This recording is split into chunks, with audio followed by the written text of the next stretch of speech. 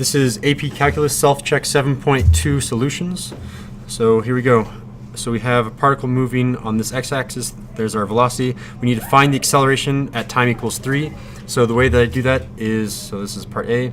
The way that I do that is I take the derivative, d dt. If I take the derivative of velocity, I get to acceleration. So the derivative of velocity, and I'm going to plug in time equals 3. The way that I do that on my calculator, let's bring that up here, is I need to get this equation first. So y equals, get rid of this, and we have sine of x squared, and then I'm going to set my window.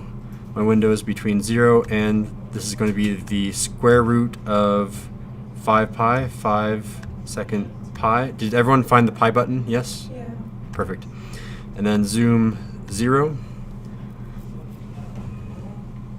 So you just graphed it first? I know I'm gonna eventually need to graph it, but yeah, I don't need to graph it for this problem, for part A yet.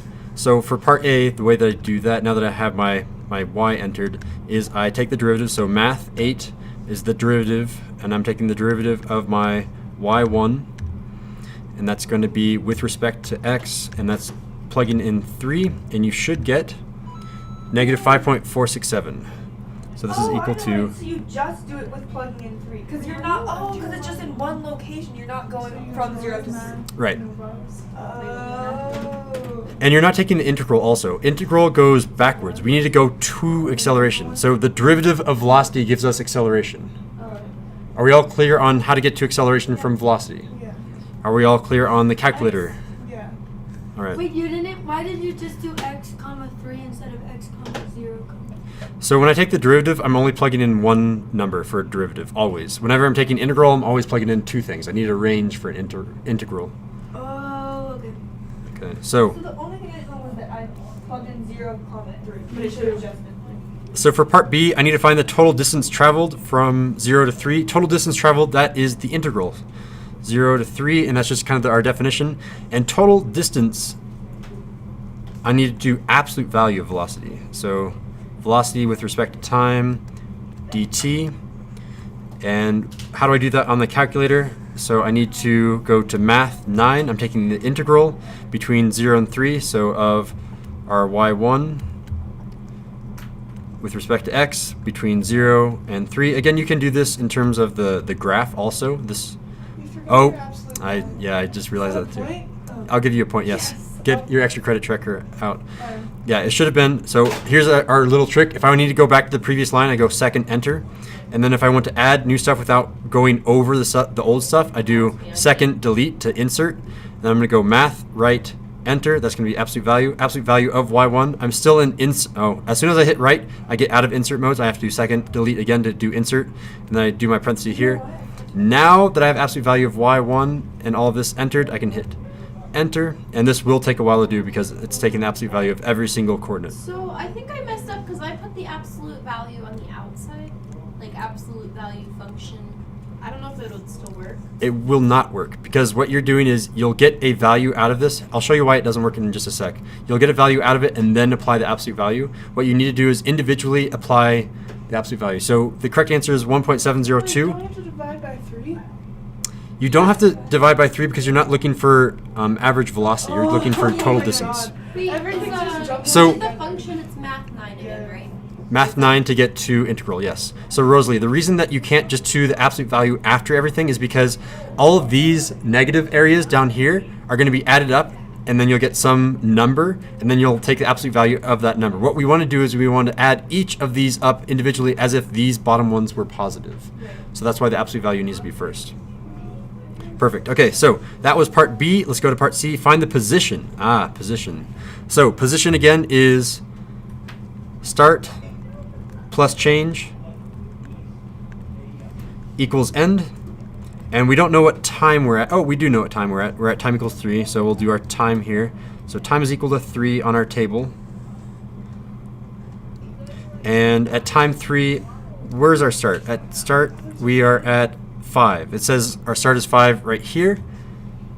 Start is 5, and then we needed no change. So the change is going to be the integral between 0 and this time, 0 and 3 of velocity, vt dt. I mean, like growing pains. So I need to do this. I'm going to do this with our graph because we know how to do the integral with our function in our last part. Let's do this one with a graph just because I choose to do so. The way that we do that is second trace, and I do 7, and it's between 0 and 3. 0, enter, 3, enter, and it will calculate all that for us. Oh my god, my graph Wait. is so wrong. Can you Second go trace. over that again? Second trace what? Second trace 7. 7. You're looking for that little integral sign, And you Why hit. does my graph look dumb? and we're going to add 5 to 0.773, so the answer is 5.773. So when I hit second trace 7, it asks for lower limit, upper limit. So you would do 5 as your lower limit. So we're doing between 0 and 3. So our lower limit is 0, our upper limit is 3. Writing out this integral is pretty key. And I haven't been talking about how to score this thing. I should do that now before I forget. You only get 1 point for part A. If you got the answer, give yourself 1 point. For part B, you get 1 point if you got the answer. So far 2 points between A and B. For part C, there are 3 ways to get points. You have to have the initial condition, that gives you 1 point. You have to have the integral set up correctly, that gives you another point. And you have to get the answer of 5.773 or 5.774 if I rounded correctly. AP test doesn't care if you can round correctly to that 3rd decimal place, so you'll be fine. If you do 5.774, in my notes it says you can have that. So we are now up to 5 points, and we are on to part D. That means we have to have 4 points for part D. Wait, Mr. Zeno, how do you know just your t is... So you're finding the position at t equals 3. So, but how did you know your start was 5?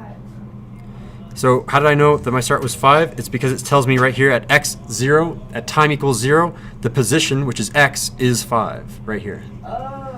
Oh, I messed up here too in terms of the scoring guide. You actually get a point if you get the setup for part B. So if you do the absolute value, that's a +1 for the absolute value. So you actually have to I write have it out? one so So you do have to write it out. You do get a point for that. All right, we're finally on to part D. For that time interval, find farthest to the right. This takes a while. We have to do that giant table for farthest to the right, farthest to the left. No, All right, I so was like in the middle of getting derivatives and there was like 5. Or like not derivatives, CVs. so there's actually, you don't have to do every CV here. You can be smart about it, and I'll show you what I mean. Mr. Zeno, do you have any extra pencils? Because I thought... You dummy. Wait, Curly, do you have any extra... Oh, I can't get out my... Caleb, here you go. Thank you. So what I mean by being smart about this is we know that we're going to have to check our first condition, 0, and we know we're going to have to check our last one, which is square root of 5 pi, so square root of 5 pi, but we don't have to do every single one of these zeros. So if I go, I'm going to hit zoom 0 so I get rid of all of the integral areas. So it's just the normal graph again. But at every single one of these zeros, I don't need to check them because I know that I'm trying to find the position farthest to the right, so I should be checking positions that have a possibility of being farthest to the right. I can check this position because I have a large positive area, but at this position, it doesn't really matter because now I've gone backwards. So I don't need to check that critical value. I do need to check this one because I have another positive area that I'm being added. So I really need to check this one, and our initial condition. There are only 4 that I need to check. To the right, like most positive. Most positive, yeah, the just biggest number. find the biggest number. So I need to find this 0, so I do second trace, and I hit 2 to calculate 0, and again you do this, go to the left, Wait, how did you get rid enter. of the shading in area? 'Cause I hit zoom 0 again, but you don't need to, it doesn't matter. Right boundary, hit enter, my guess, right about there, hit enter, and I get 1.772, 1.772, and we have 2 minutes left, so I have to go kind of fast, sorry. I need to calculate this other 0 over here. Again, this one isn't needed because I know that one's going to be too small, so I'm going to skip to this one. So I'm going to do second trace 2, and I'm going to go just hold my right arrow key until I get to that 0 that I'm looking for. Come on, okay, that's a good left boundary right there. Do my right boundary, enter, my guess, sure, it doesn't really matter. My 0 is 3.070. 3.070 if I round. So now I need to do all 4 of these. So they all start at 5. 5, 5, 5, 5. And the change is always going to be an integral. This one's going to be the integral from 0 to 0 of velocity, vt. This one's going to be the integral from 0 to 1.772 of velocity. I should have my dt's in here. I'm just going to go fast because I have to get through this before class ends. This is going to be the integral between 0 and 3.070. And this is going to be the integral between 0 and the square root of 5 pi. And all of these are velocity, vt, vt. So I have to do this really quick. So the way that I do this, I know that this one is going to be 5. That's easy to do. Let's go ahead and calculate the next one. So I need to do second trace 7. This is going to be integral between 0 and, what did I say, 1.772? 1.772, hit enter. And it'll do that first block, and we'll get 0.894, so it's going to be 5.894. Then I do this integral next, so I go second trace 7, and it's going to be between 0 and 3.070, 3.070. I did round, but this will still be good. So right now it's calculating this area here. You can't see it, and then eventually it's going to do these two blocks as well. And I get 5.788, 788. And then finally I need to do second trace 7 between 0 and the square root of 5 pi. And then it will do all of these blocks together. And this will be 5 point something. We'll wait for it to do these last two blocks. 5.752. 5.752. And we can see which number is bigger. It's this one right here, 5.894, and it's asking at what time. Find the time. We don't want to look for 5.894. You won't get the full points for that. The time that you're looking for is 1.772. The real answer for part D is at 1.772 seconds. The way that you score this is you get 1 point if you got 1.772, the actual answer. You get 1 point if you got all of these numbers. You get 1 point if you got the initial condition, so there are 3 points here. Let's see if that adds up. 1, 2, 3, 4, 5, 6, 7, 8, 9. Yes. So this one is out of 9 again. Go ahead and score yourself. That concludes the video.